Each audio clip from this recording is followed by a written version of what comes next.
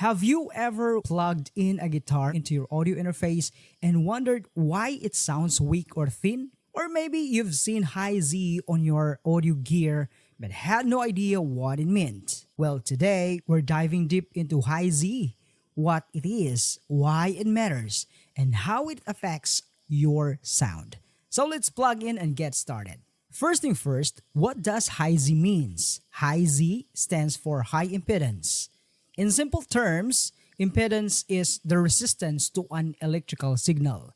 The higher the impedance, the more resistance there is to flow of electrical current. In the world of audio, impedance plays a huge role in how signals are transferred between devices. And when we talk about high Z in audio equipment, we're usually referring to instruments that output a high impedance signal. Guitars and basses have passive pickups are classic examples of high Z sources. These instruments generate high impedance signals, which means they need a special input to capture their full sound properly. If you plugged a high impedance instrument directly into a regular line input, which is low impedance, you'll notice that the sound is weak, dull, and lacking in clarity. That's because a mismatch in impedance can cause signal loss, especially in high frequency detail. Why do some audio interfaces have high Z inputs? Many audio interfaces and mixers come with dedicated high Z input, but why? These inputs are designed to match the impedance of passive guitars and basses, ensuring a proper signal transfer without losing tone or volume. When you engage the high Z setting, the interface adjusts the impedance to a level that matches the instrument, preserving the full sound quality. Without it, you might get a thin, lifeless tone. Now let's talk about microphones.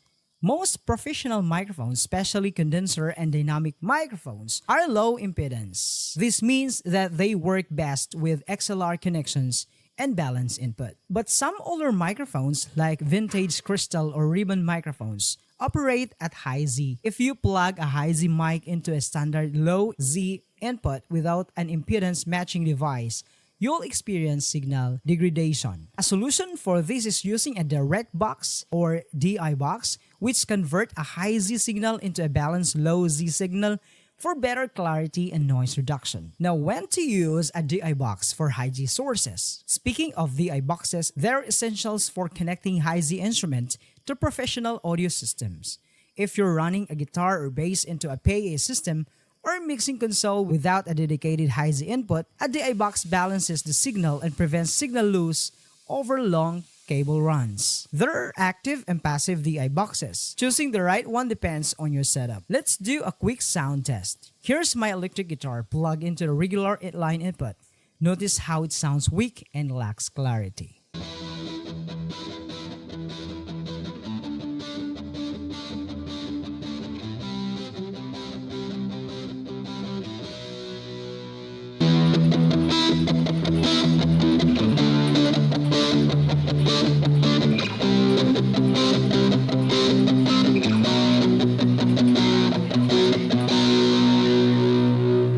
Difference, right? Using the right input is crucial for getting the best sound. Alright, let's wrap things up with some key takeaways. Again, when we say high Z, it stands for high impedance, which affects how signals are transferred. Electric guitars, basses, and some old microphones are high Z sources. High Z instruments should be plugged into high Z inputs for proper tone. DI boxes help convert high Z signals into balanced low Z signals for mixers and PAs. Using the right impedance match ensures the best audio quality. Now that you know what high Z is and how it works, you can make better choices in your audio setup.